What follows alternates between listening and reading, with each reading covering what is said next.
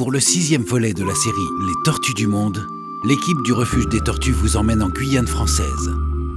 Située au nord-est de l'Amérique du Sud, entre le Suriname et le Brésil, la Guyane s'étend sur une superficie de 84 000 km², dont 90% est recouvert par une forêt tropicale humide. Véritable réservoir de biodiversité, cette enclave européenne fait partie des joyaux naturels de la planète.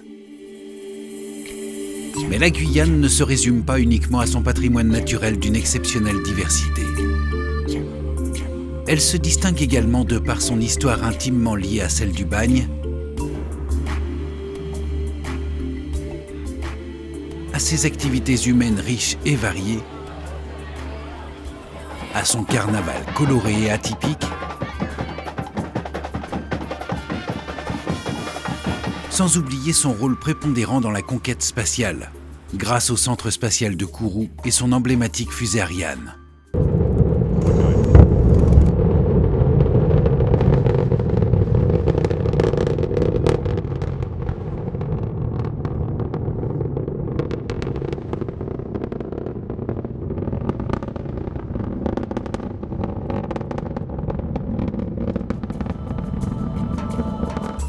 Alors partons à la découverte des 10 espèces de tortues aquatiques et terrestres qui peuplent la Guyane française.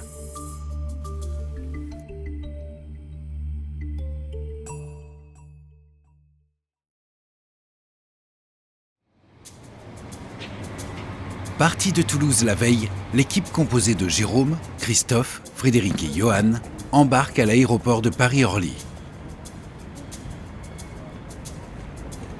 Il lui faudra un peu plus de 9 heures de vol pour parcourir les 7000 km qui séparent la capitale française de Cayenne. Changement de fuseau horaire, mais aussi de température et d'hygrométrie. C'est un choc brutal. En ce début du mois de janvier, les naturalistes passent d'une température parisienne de 3 degrés à 28 degrés à la descente de l'avion. Mais cette différence thermique et les pluies diluviennes n'entament en rien leur volonté d'exploration.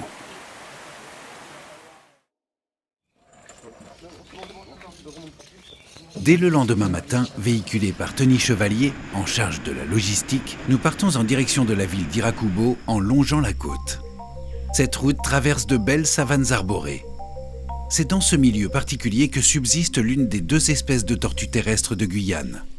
La tortue charbonnière, qui tire son nom de la coloration brun foncé à noir de sa dossière, d'où se détachent des petites zones aréolaires plus claires.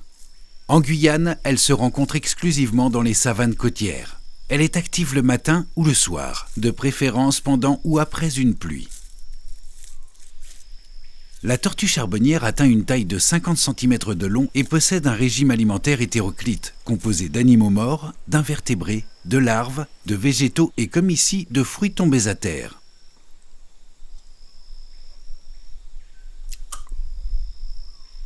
Cette mangue représente une aubaine bien méritée pour cette tortue qui fait montre d'un solide appétit.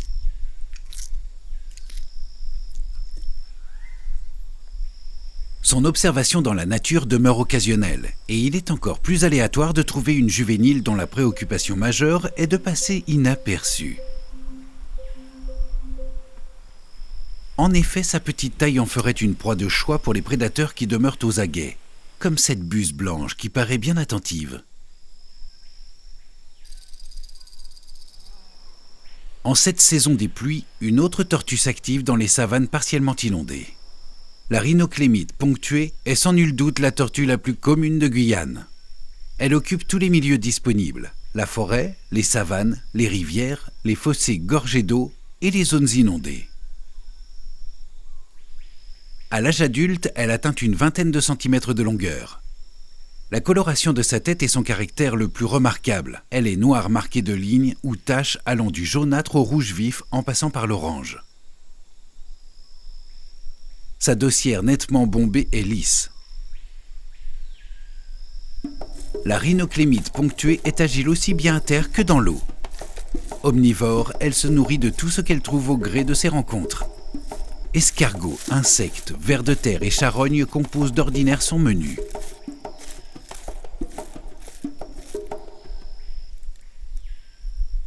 En saison des pluies, il n'est pas rare d'observer les jeunes tortues à découvert le long d'un sentier ou traversant une route. La juvénile est dotée d'une dossière très aplatie et d'aspect granuleux.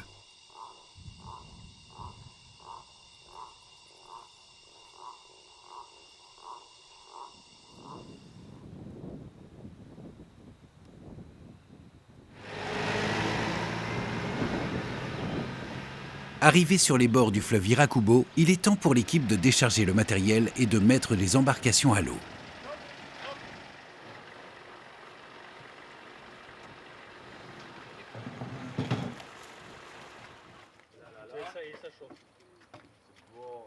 Une fois prêts, nous pouvons entamer la remontée du fleuve. L'aventure commence.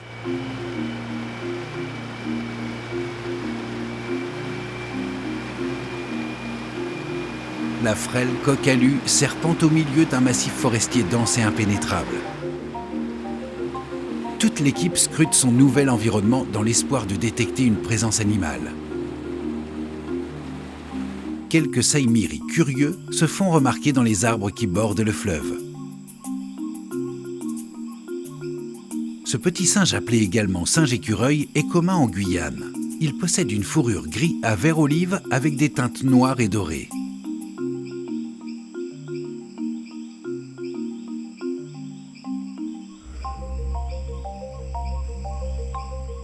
Après plus de 2 heures de navigation, le campement est en vue.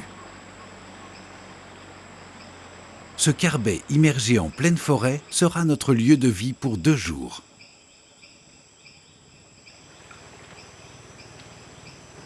Loin de toute perturbation humaine, nous espérons surprendre un maximum de reptiles sauvages. Mais pour l'heure, nous installons nos hamacs.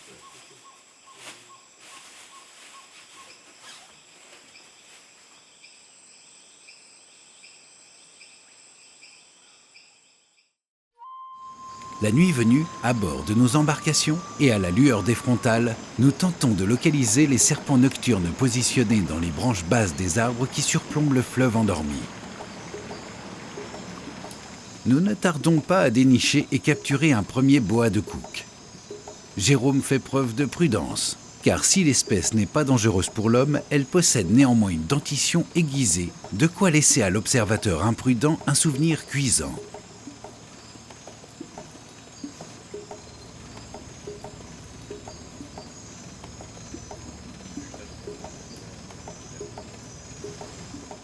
Plus loin, nous décidons d'accoster pour explorer la forêt alentour.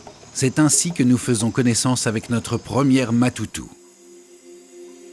Cette mygale est très commune sur l'ensemble du territoire guyanais. Elle s'aventure même jusque dans les habitations humaines où elle y construit son nid. La matoutou se révèle une précieuse auxiliaire en se nourrissant d'une multitude d'insectes. Cette belle araignée qui atteint une quinzaine de centimètres de diamètre est noire, avec de nombreux reflets bleus métalliques. Le bout de ses pattes, lui, est orange. Elle est ni agressive ni dangereuse, bien que sa morsure soit douloureuse. Sa patience est sans limite. Elle attend immobile le passage d'un insecte fougueux pour lui porter en plein thorax une morsure mortelle. Nous laissons l'araignée sur sa faim pour nous enfoncer davantage en forêt.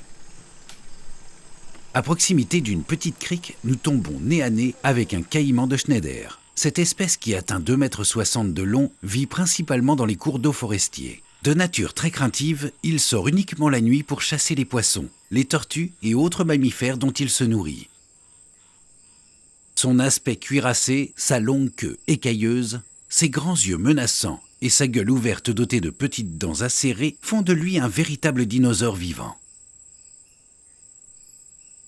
Le caïman de Schneider annonce clairement la couleur et semble vouloir nous dire « Je ne suis pas assez gros pour vous dévorer, mais assez teigneux pour vous infliger une franche morsure. » Le message est passé. L'équipe poursuit son exploration. Par chance, nous ne tardons pas à observer un serpent bien connu dans cette région du monde, l'anaconda.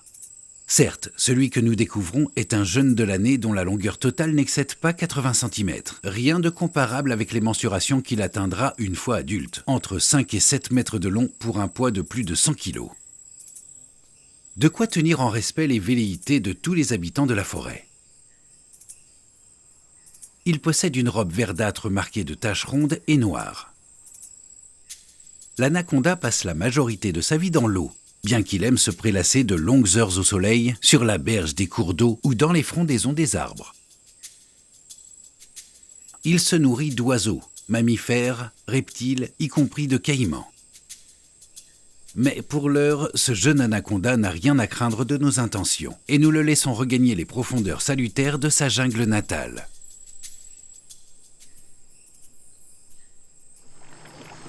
Après avoir passé une bonne partie de la nuit en forêt et en pirogue, nous regagnons notre campement pour un repos bien mérité.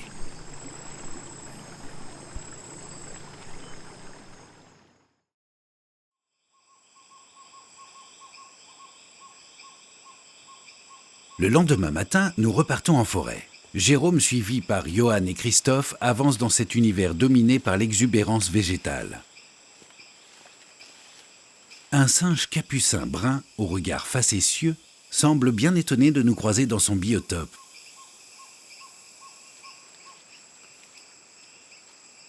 Nous progressons lentement.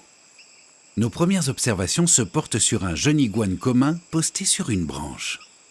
Sa couleur verte lui permet de se fondre dans son environnement, de sorte qu'il est délicat de le repérer au premier coup d'œil. Adulte, l'iguane commun atteint 1,85 m de longueur. Il s'aventure aussi bien dans les arbres qu'à proximité de l'eau. Il se révèle d'ailleurs un excellent nageur. Végétarien opportuniste, il consomme une très grande quantité de végétaux, mais également des fruits, des insectes et autres invertébrés.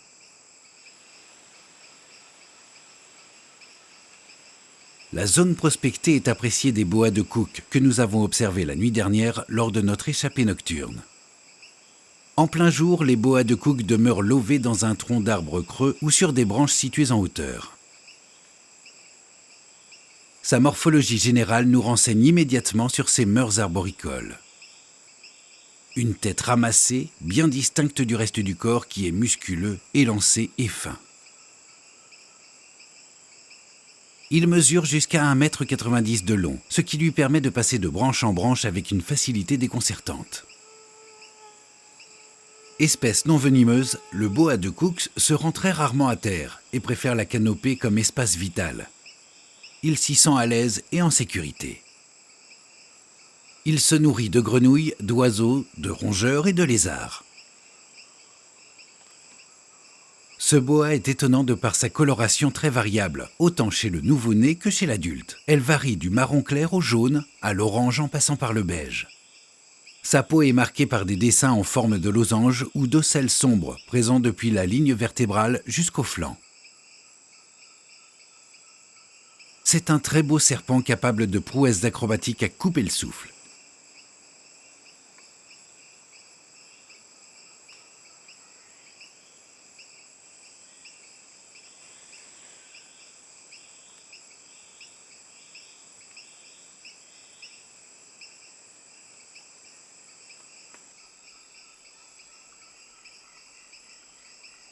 Il est grand temps pour Jérôme de se jeter dans les eaux colorées d'une crique pleine de promesses.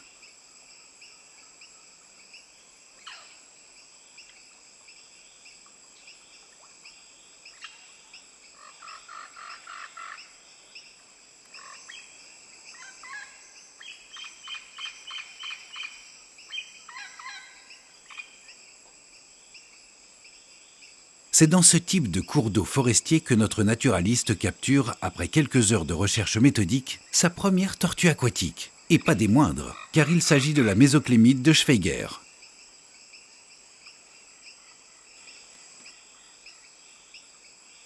Cette espèce occupe une aire de répartition réduite qui part du Guyana jusqu'à l'extrême nord-est du Brésil, dans l'état de l'Amapá. C'est une tortue aquatique de taille moyenne qui atteint une longueur de 32 cm. Elle fréquente les rivières, criques et ruisseaux forestiers pauvres en végétation aquatique, mais riches en poissons, crevettes et crabes, dont elle se nourrit. Elle apprécie aussi les fruits tombés à l'eau. La mésoclémide de Schweiger est extrêmement discrète et son observation dans la nature relève du miracle. Sa tête large est dotée de gros yeux ronds et d'une grande bouche qui lui confère une bonhomie apaisante.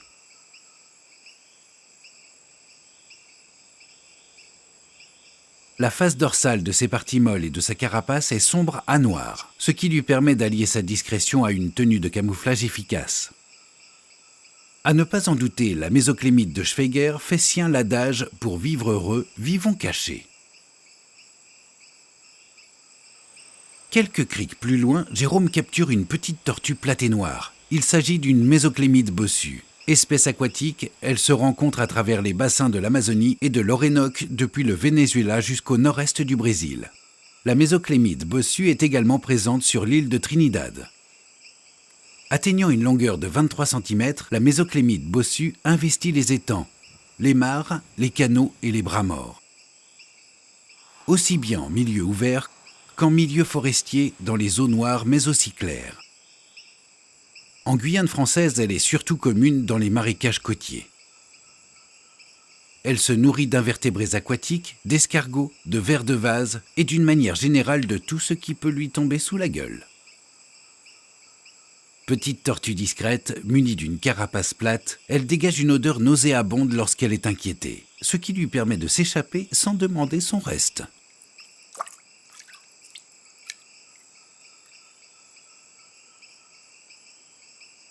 Nous quittons le fleuve Irakubo en direction de l'ouest guyanais où une vieille connaissance nous attend.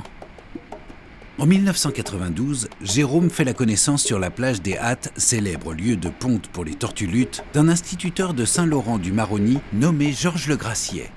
Une rencontre qui ne manque pas de piquant, tout comme la vie de ce Breton installé en Guyane française depuis 1985 et passionné de cactus et de tortues. Georges Le Graciet est passionné par les tortues depuis sa plus tendre enfance. Il n'a cessé de les observer, de les élever et de les découvrir lors de voyages autour du monde. Au début des années 80, il est muté en Guyane française en tant qu'instituteur. Il découvre le foisonnement animal et végétal de la forêt tropicale humide, mais aussi et surtout la dizaine d'espèces de tortues qui peuplent ce bout du monde. Les années passent et Georges poursuit sa quête. Il élève de plus en plus d'espèces de tortues de Guyane ou d'ailleurs, à tel point qu'il est aujourd'hui celui qui connaît le mieux les tortues aquatiques et terrestres guyanaises. En 1996, il publie même un livre sur le sujet avec son ami Sébastien Métrier.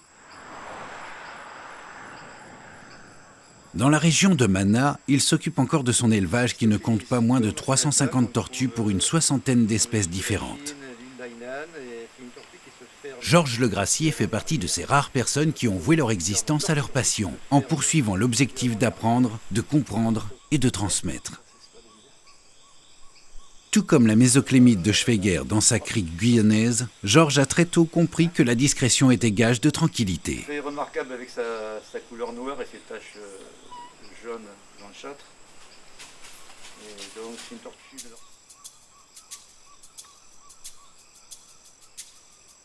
Non loin des bassins de Georges, Jérôme prospecte en lisière de forêt pour tenter d'y surprendre quelques serpents téméraires. Une plaque de tôle l'intrigue car les reptiles s'en servent régulièrement comme refuge. Et cette fois-ci, la chance est de la partie. Un superbe trigonocéphale atroce se tient lové au centre. Ce serpent appartient à la famille des Vipéridés, qui compte dans ses rangs de nombreuses espèces mortelles. Autant dire que sa manipulation est délicate, car la moindre erreur est sanctionnée par une morsure franche. Son venin très actif peut entraîner des séquelles invalidantes, ou dans certains cas le décès de la personne envenimée. Cette espèce est nommée communément fer de lance, trigonocéphale, ou de manière moins poétique, trigonocéphale atroce. Sa coloration varie du gris au marron, plus ou moins foncé avec des taches sombres et des dessins géométriques en forme de V simple ou renversé. L'extrémité de sa queue est jaune à blanche. Sa tête triangulaire est nettement distincte du corps. Il atteint une taille exceptionnelle de 1,50 m, bien que la majorité des spécimens rencontrés ne dépassent pas 90 cm. Le trigonocéphale atroce possède des mœurs nocturnes. Il se tient lové et attentif au moindre passage. Il se nourrit de rongeurs, d'oiseaux, de lézards, de serpents et de grenouilles. il occupe tous les milieux guyanais et n'hésite pas à s'approcher des habitations humaines en quête d'amphibiens et de rongeurs. Cette promiscuité avec l'homme augmente considérablement les risques de morsure. De tous les serpents venimeux de la Guyane, le trigonocéphale atroce est responsable du plus grand nombre d'envenimations. Parmi les images négatives associées à la Guyane, celle de l'agression mortelle par un serpent est une des plus tenaces. Pourtant, seuls 20% des serpents rencontrés, tous milieux confondus, présentent un danger potentiel pour l'homme, ce qui revient à dire que le trigonocéphale atroce, et ce malgré son nom et sa mauvaise réputation, a droit à notre respect. Mais ce n'est certainement pas l'avis de cet agouti. Rongeur haut sur pattes et commun en Guyane qui préfère se tenir à l'écart de l'ophidien mal aimé. Nous quittons Georges et ses tortues pour retourner à Cayenne où d'autres aventures nous attendent. Sur le chemin du retour, nous trouvons en bordure d'une savane inondée un cynosterne de l'Amazone. Son nom scientifique, Kynosternon scorpioide, fait référence à la forme de l'appendice caudal du mâle qui rappelle la queue d'un scorpion. Le cynosterne de l'Amazone vit dans tous les milieux aquatiques à faible courant ou à eau stagnante répartis dans le domaine côtier. Il est commun dans les mares, les canaux, les fossés et les savanes inondées. Il se plaît dans les eaux profondes, boueuses et dotées d'une abondante végétation aquatique. Cette tortue dulsacicole s'aventure également en milieu forestier. Le cynosterne de l'Amazone possède une dossière allongée, de forme ovale et bombée, marquée par 3 carènes longitudinales. La coloration de sa dossière varie du noir au beige en passant par le jaunâtre. Sa tête massive se termine par un bec crochu. Cette tortue atteint une longueur maximale de 19 cm. Cette espèce exclusivement aquatique n'est à l'aise que dans l'eau. Elle apprécie les milieux marécageux encombrés de troncs d'arbres, de massifs de plantes aquatiques ou d'une épaisseur conséquente de végétaux en décomposition. Si elle s'avère pataude et maladroite sur la terre ferme, en revanche, dans l'eau, elle se montre agile, rapide et prête à semer n'importe quel prédateur un peu trop oppressant. Elle se nourrit d'escargots dont elle broie la coquille avec ses puissantes mâchoires, mais ne dédaigne pas les poissons, les crevettes et autres invertébrés.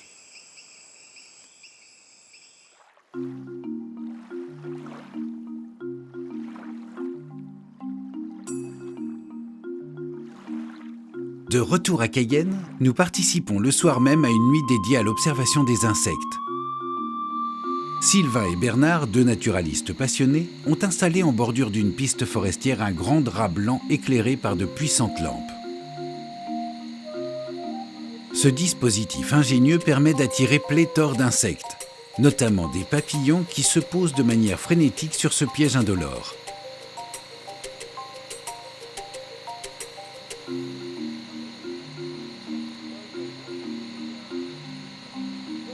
C'est l'occasion pour Sylvain de montrer à Tony l'extraordinaire biodiversité qui vit dans la forêt tropicale humide. On assiste ici à un festival de formes et de couleurs qui témoigne de la force créatrice de Dame Nature.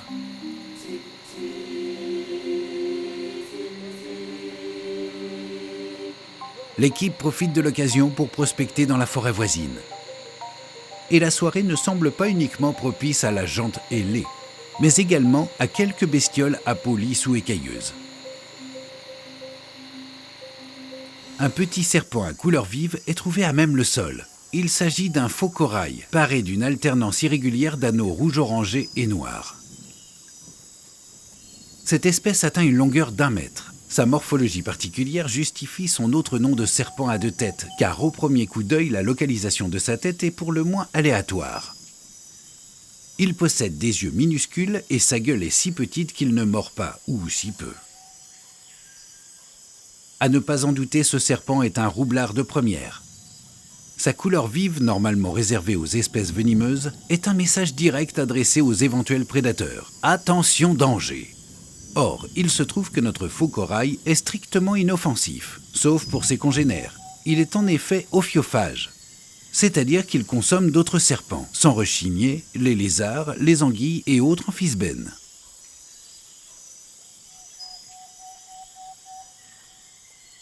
Dans la nuit noire, la forêt dévoile peu à peu les mystérieux habitants qui y vivent. Une énorme rainette solidement ancrée sur une branche semble encore plus étonnée que le naturaliste qui la contemple. Avec sa carrure impressionnante, la rainette patte d'oie est la plus grande rainette de Guyane. Elle atteint une douzaine de centimètres à l'âge adulte. Sa couleur lui permet de se fondre parfaitement dans son milieu de vie. Elle possède un museau arrondi et de gros yeux globuleux marqués par un iris jaune orangé. Ses membres avant et arrière puissants se terminent par des doigts et des orteils très palmés. La rainette patte d'oie est commune en Guyane française le long de tous les cours d'eau forestiers. Quelques mètres plus loin, nous dénichons un tout petit serpent. Il s'agit d'un juvénile appartenant à l'espèce Helicops angulatus. Cet amphibien qui atteint 1 mètre de longueur est actif principalement la nuit. Le positionnement haut sur le museau de ses yeux et de ses narines nous renseigne clairement sur ses mœurs aquatiques. En Guyane française, cette espèce inoffensive affectionne les marécages et les cours d'eau côtiers. Notre attention est détournée par la présence d'un crapaud perlé femelle adulte à la morphologie particulière. Un museau tronqué, 2 gros yeux marqués par un iris délicatement doré, l'ensemble encadré par 2 grandes crêtes saillantes pareilles à des oreilles surdimensionnées. En fait, il ne s'agit nullement d'appendices auditifs, mais surtout d'une crête proéminente dont la fonction n'est pas pour le moment expliquée par les scientifiques. D'une longueur de 8 cm, le crapaud perlé affectionne la litière forestière où il s'active le jour comme la nuit, de préférence par temps pluvieux.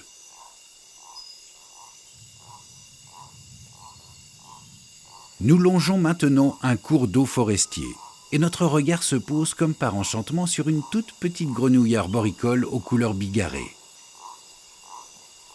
Cette élégante demoiselle à l'apparence si soignée est en réalité une Philomédus de Cope. Sa couleur générale vert-feuille tranche avec ses flancs orangés barrés de noir. Sa taille ne dépasse pas 5 cm de long. La Philomédus de Cope possède des mœurs nocturnes et se rencontre en forêt primaire sur l'ensemble du territoire guyanais.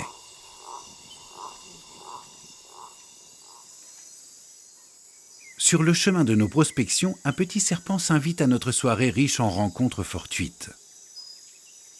À notre approche, cette belle couleuvre rouge sépia s'entoure sur elle-même, en laissant timidement dépasser sa tête plus sombre.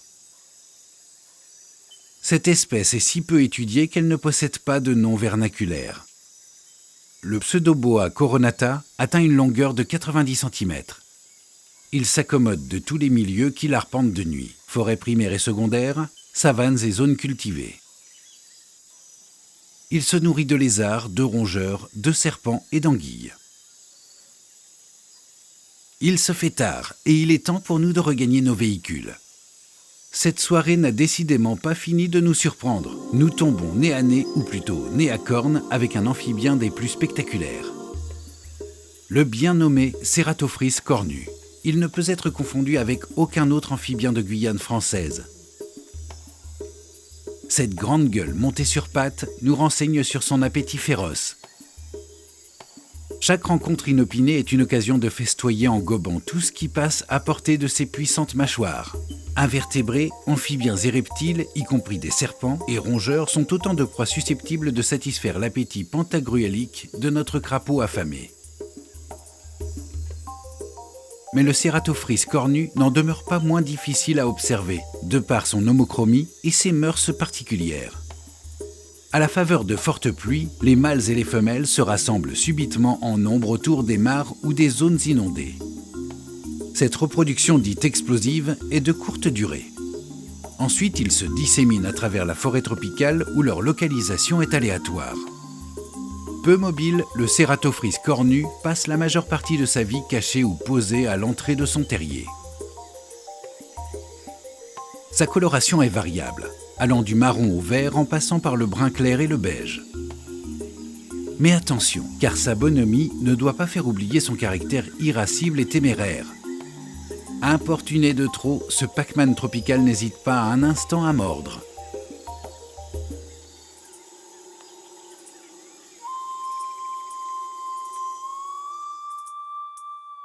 La nuit a été de courte durée et le lendemain, l'équipe se rend au village Cacao. Ce village, qui tire son nom d'une ancienne plantation, est peuplé par les Hmong, venus du Laos à la fin des années 70. Travailleurs et tenaces, les Hmong ont fait de Cacao le premier fournisseur de produits maraîchers en Guyane. Et c'est aussi une attraction touristique réputée grâce à son marché dominical très animé. On y découvre disposés sur des étals soigneusement alignés, fruits et légumes, tissages et broderies, ainsi que de délicieuses spécialités culinaires asiatiques.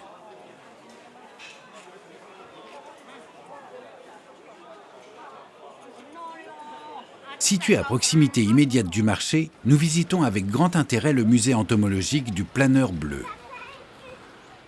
Cette structure créée par Philippe Soler, instituteur passionné, permet aux visiteurs de découvrir les insectes et araignées de Guyane. Philippe Soler et son équipe communiquent leur amour de la nature avec force et conviction.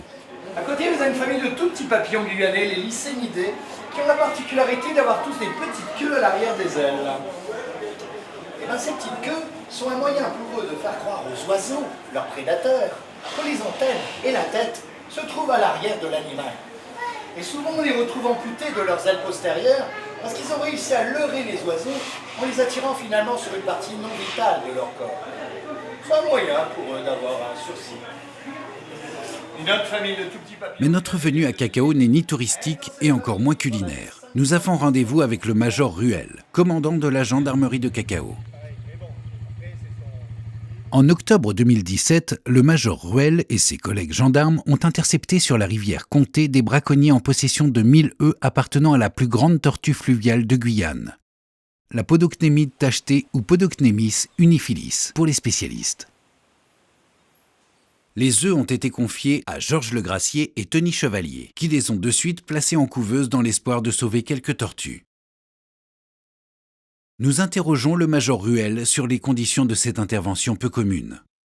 Donc je crois que c'est le 5 octobre, mais c'est courant octobre 2017. Nous sommes en patrouille fluviale sur le fleuve La Comté, la Haute-Comté en fait. On allait en direction de Bélizon.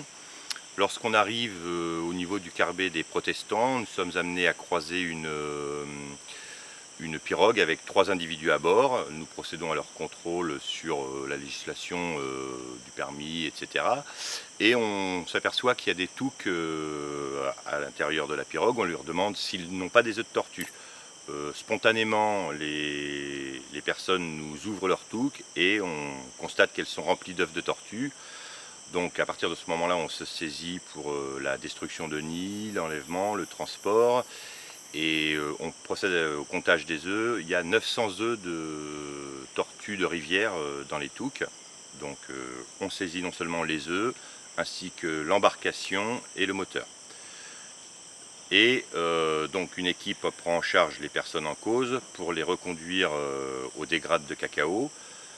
D'autres gendarmes restent sur le carbet et quelques temps plus tard, sur le coup de midi, le même jour, une autre pirogue arrive avec 2 individus à bord. Et dans les mêmes circonstances, on procède à leur contrôle et cette fois-ci, ils ont 100 œufs de tortue dans une touque. Donc on procède de la même manière, on procède à la saisie des œufs, de la pirogue et du moteur. Et ensuite, les personnes ont été mises, entendues en qualité de personnes mises en cause et elles sont convoquées pour le mois de mai 2018 au tribunal pour répondre des différentes infractions relevées à leur égard. Sous la conduite et l'autorité du major Ruel, nous décidons de remonter la rivière Comté et d'observer dans son habitat naturel la Podocnémide tachetée. 2 grandes pirogues appartenant à la gendarmerie sont mises à l'eau et toute l'équipe embarque pour de nouvelles observations. Une fois sur la rivière, nos pirogues foncent à vive allure et il faut toute l'expérience précieuse d'Éric et de Joseph, les 2 piroguiers officiels de la gendarmerie, pour éviter les troncs d'arbres qui peuvent heurter à tout moment nos frêles embarcations.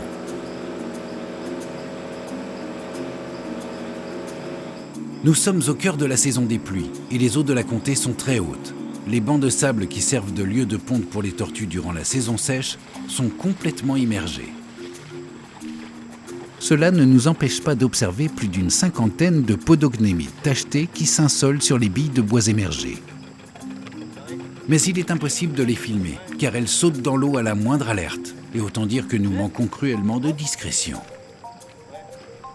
La Podocnémide tachetée est une grande tortue fluviatile qui atteint une longueur de 46 cm pour un poids de 11 kg.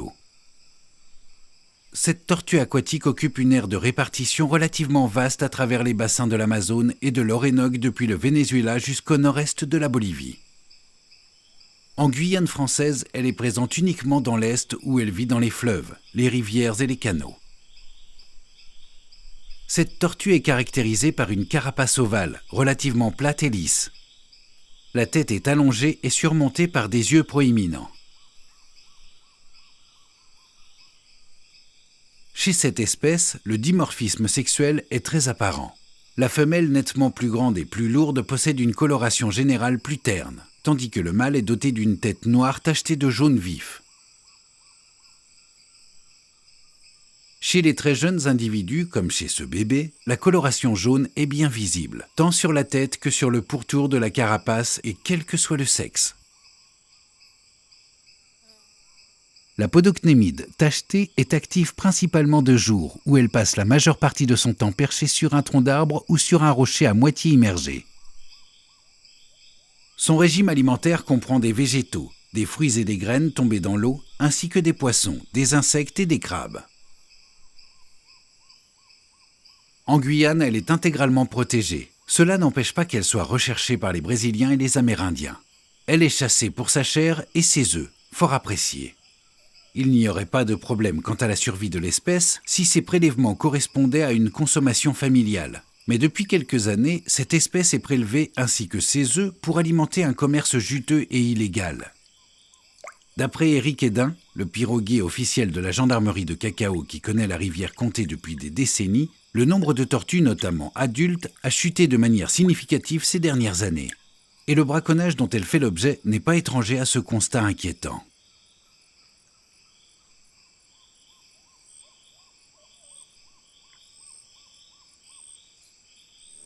Dans le cas de la saisie réalisée par la gendarmerie de Cacao, les 1000 œufs étaient destinés à être revendus au prix unitaire de 3 € à des Amérindiens et des Chinois aisés.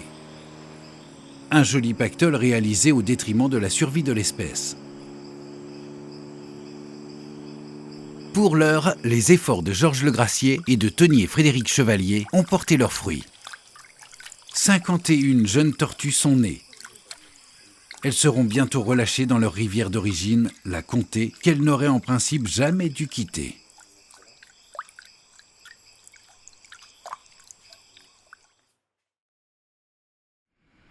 Après une journée de repos bien méritée, nous reprenons nos investigations naturalistes qui nous mènent cette fois en direction des marais de Caux.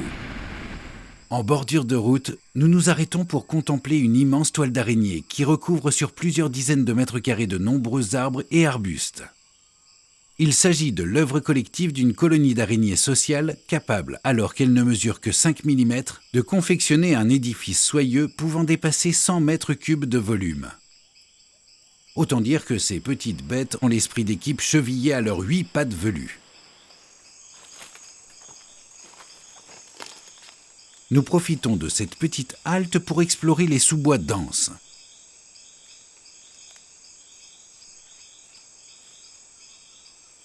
Un affleurement rocheux au sein duquel nous devinons une grotte aux dimensions conséquentes attire notre attention. Nous nous postons à plusieurs endroits stratégiques dans l'espoir de surprendre un hôte rare et mythique pour la Guyane, le coq de roche orange. Quelques oiseaux passent au-dessus de nos têtes quand soudain un éclair semble fendre l'air. Ce n'est pas une illusion, car il s'agit d'un mâle coq de roche orange. Il vient de se poser juste en face de nous sur une branche située à mi-hauteur. Cet oiseau qui mesure une trentaine de centimètres vit uniquement en forêt non loin des grottes, des éboulis et auvents rocheux dans lesquels la femelle construit son nid et élève sa progéniture. Le mâle arbore une couleur orange vif et une crête hérissée en permanence sur le dessus de sa tête. Malgré son plumage exceptionnel, sa localisation et son observation sont rendues difficiles car il fréquente les sous-bois marqués par de forts contrastes d'ombre et de lumière. Sa beauté manifeste n'est pas l'affaire d'une coquetterie exagérée. Ces couleurs qui tranchent avec l'obscurité du milieu sombre dans lequel il évolue ont un double rôle. Elles lui permettent de séduire la femelle, mais également de se faire respecter des autres mâles qui demeurent des concurrents potentiels. La femelle est entièrement marron, ce qui lui permet de passer inaperçue et d'assurer ainsi la couvaison et l'élevage des jeunes.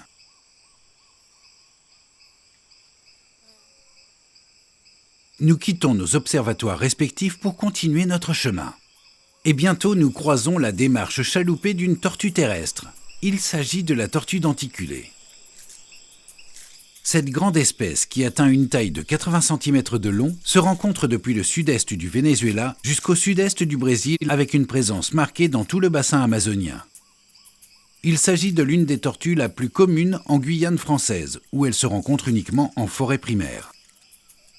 Sa dossière brune présente de grandes taches jaunâtres situées au centre de ses écailles. La tête et les pattes sont marquées de taches jaunes orangées.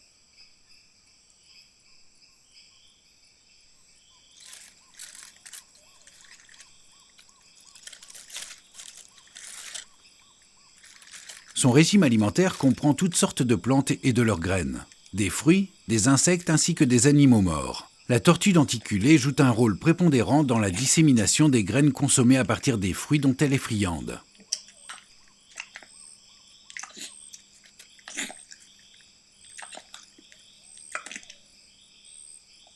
Discrète et silencieuse, elle trouve refuge dans les troncs creux, les tas de feuilles mortes et les zones inondées. Elle s'active à la faveur d'une pluie salvatrice. La femelle effectue plusieurs pondes par an, comprenant de 1 à 6 œufs qui éclosent après 4 mois d'incubation. À la naissance, la jeune tortue mesure entre 4 et 5 cm de long. Sa carapace souple possède des écailles marginales dentelées, sans doute pour dissuader d'éventuels prédateurs.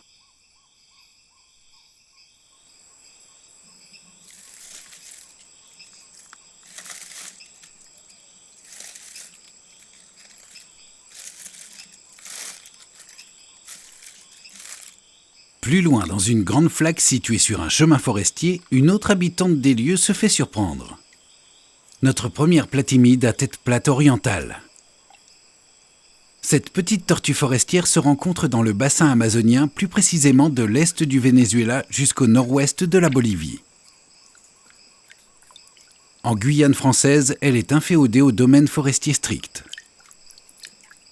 Le mâle, légèrement plus grand que la femelle, atteint une longueur de 17,5 cm. Cette tortue possède une carapace elliptique et plate qui forment une légère dépression au centre des écailles vertébrales. La dossière marron est marquée de larges bandes noires. Les pattes sont noires, tandis que la tête, petite et aplatie, est noire dans sa partie inférieure et orange dans sa partie supérieure. Sa forme plate et ses couleurs vives et sombres lui permettent de passer inaperçue dans les zones inondées qu'elle fréquente en se fondant parmi les feuilles mortes immergées. De mœurs nocturnes, la platimide à tête plate orientale est active durant la saison des pluies où elle occupe toutes les zones inondées peu profondes. C'est ainsi qu'elle se retrouve dans les ornières des pistes forestières où elle est plus facilement détectable. Piètre nageuse, elle fréquente de préférence les milieux dont la hauteur d'eau n'excède pas l'épaisseur de sa carapace. Elle se nourrit d'œufs et de têtards d'amphibiens, d'insectes aquatiques et de petits poissons. Les accouplements se déroulent durant la saison des pluies et la femelle dépose généralement un œuf, plus rarement 2, dont la taille atteint 5 cm de longueur.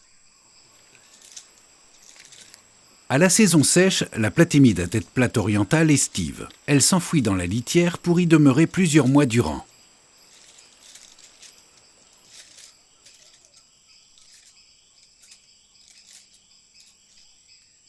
Nous quittons momentanément la grande forêt tropicale pour nous diriger vers un autre milieu sauvage des plus étonnants, les marais de Caux. Située à 80 km de Cayenne, la réserve naturelle Marais de Caux-Roura couvre une superficie de 94 700 km². Elle se compose d'une zone marécageuse de savane flottante irriguée par la crique Angélique et la rivière de Caux. Elle est remarquable de par la diversité de ses écosystèmes, représentés par la mangrove, la savane inondable et la forêt tropicale. Cet ensemble, classé réserve naturelle depuis le 13 mars 1998, abrite des espèces rares d'oiseaux, de mammifères mais également de reptiles comme le caïman noir, le peltocéphale de Dumérile et la non moins célèbre matamata. L'accès à la réserve se fait uniquement par voie fluviale. Nous mettons à l'eau nos 2 embarcations au niveau du débarcadère de Caux. Et nous débutons nos prospections dans le canal principal qui longe d'immenses zones de savane flottante, à travers lesquelles les zébus tentent de se frayer un passage.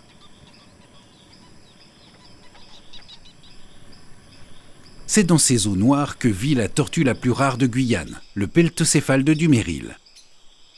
Espèce typiquement amazonienne, le peltocéphale de Dumérile est largement répandu dans les bassins de l'Orénoque et de l'Amazone, depuis le Brésil jusqu'au Venezuela. En Guyane française, sa présence qui marque sa limite septentrionale de répartition est connue seulement entre Cayenne et Caux. Alors qu'il apparaît commun dans la région amazonienne du Brésil, le peltocéphale de Dumérile semble rare et localisé en Guyane, du moins en apparence, où il a été observé à 5 reprises seulement.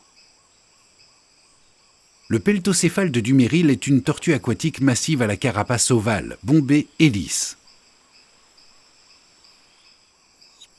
Il atteint une taille de 50 cm de long pour un poids de 14 kg. Cette espèce fréquente les rivières, les canaux, les lacs et les forêts inondées, aussi bien dans les eaux claires que noires.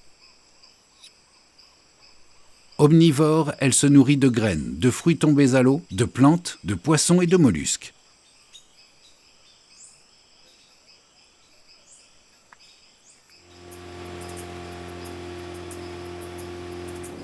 Une autre tortue à l'apparence énigmatique hante les marais de Caux, et bien que notre détermination à la trouver est grande, il sera difficile de la surprendre en pleine saison des pluies. Il s'agit de la matamata. Cette tortue strictement aquatique se rencontre essentiellement dans les bassins de l'Amazone et de l'Orénoque. Étrange animal dont la morphologie générale représente la conjugaison parfaite entre le minéral et le végétal. Carapace rugueuse peu épaisse et de couleur marron, une tête triangulaire plate terminée par un nez tubulaire, des yeux minuscules et un long cou puissant orné d'excroissances finement découpées. De par son apparence, la matamata est sans nul doute la reine du camouflage. Dans les marais de Caux, elle se plaît dans les eaux noires peu profondes et pourvues d'une végétation aquatique dense. De par sa tenue de camouflage insolite mais efficace, la matamata a opté pour une stratégie peu dépensière en termes d'énergie. Elle demeure immobile, postée aux aguets dans l'attente du passage d'un poisson imprudent.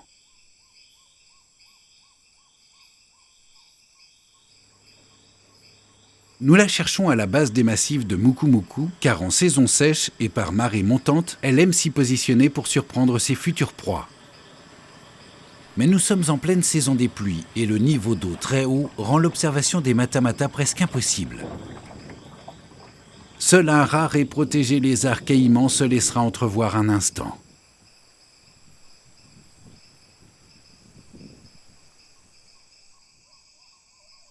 Nous quittons les marais en fin de journée et décidons d'explorer la montagne de Caux avant que la nuit ne tombe.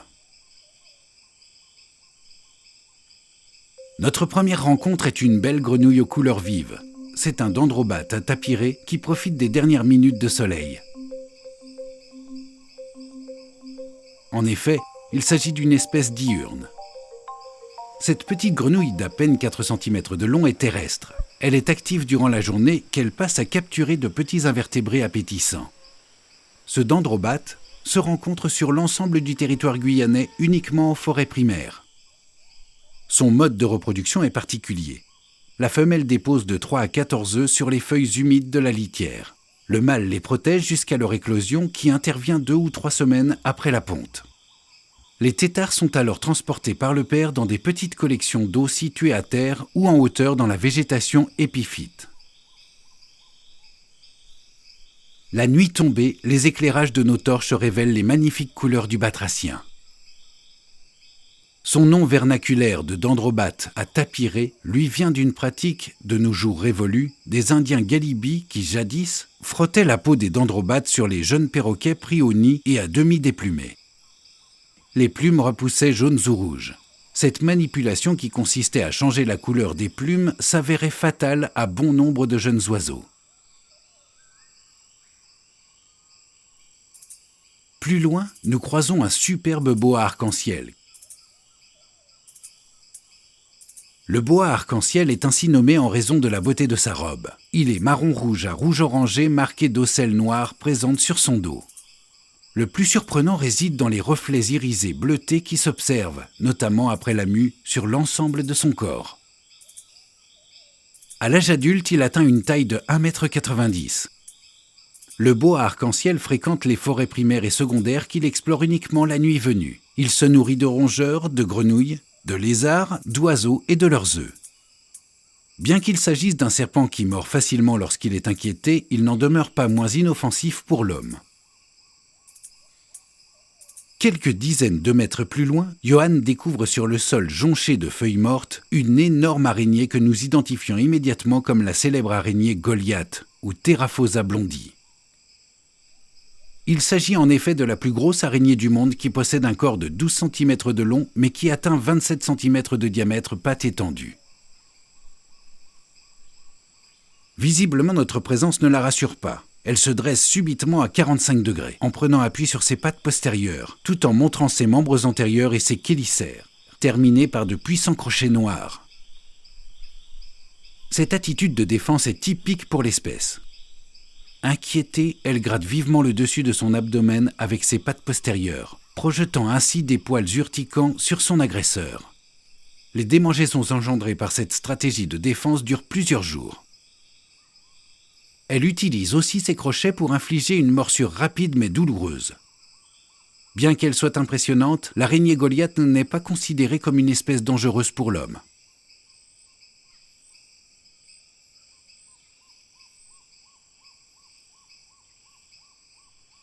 Les heures s'égrènent et nous devons maintenant regagner notre bivouac. Sur le chemin du retour, nous observons le dernier serpent de notre expédition. Et pas des moindres, puisqu'il s'agit d'un boa canin.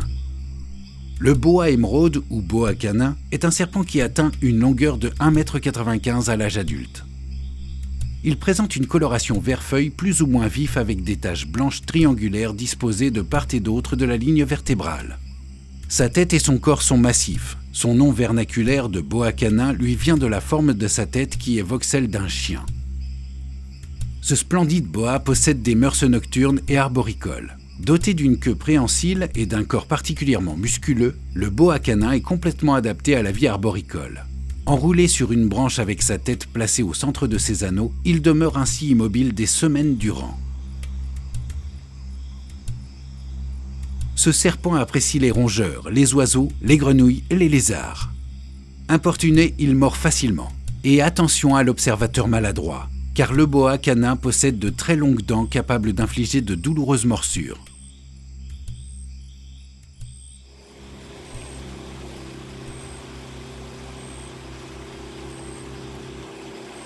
Il est temps pour notre équipe de plier bagages et de regagner la métropole. Notre expérience guyanaise nous questionne sur ce formidable réservoir de biodiversité. Alors que les forêts tropicales de la planète ont perdu la moitié de leur surface originelle et qu'elles font encore de nos jours l'objet d'un déboisement effréné, le massif forestier guyanais est resté quasiment intact. Il représente à l'heure actuelle plus de 90% de ce département. Il s'impose comme un patrimoine naturel exceptionnel qui abrite une biodiversité sans commune mesure avec celle des pays tempérés. La Guyane, 7 fois plus petite que la France métropolitaine, abrite environ 10 fois plus d'espèces vivantes. Ce voyage d'une exceptionnelle intensité nous a permis de découvrir une Guyane riche, complexe et extrêmement diversifiée. Nous garderons encore longtemps dans nos mémoires les images insolites du carnaval de Cayenne, de nos escapades nocturnes passées à traquer l'inquiétante araignée Goliath et le scintillant boa émeraude. Nous n'oublierons pas le foisonnement de vie dans les marais de Caux, le magique et furtif coq de roche sans parler du marché dominical Mongue de cacao. Mais bien plus encore, le légendaire anaconda, le roublard serpent à 2 têtes, le cératophrys cornu, ainsi que le sourire amical de la mésoclémite de Schweigger. Puissent ces trésors vivants perdurer le plus longtemps possible et bénéficier ainsi à l'ensemble des générations futures.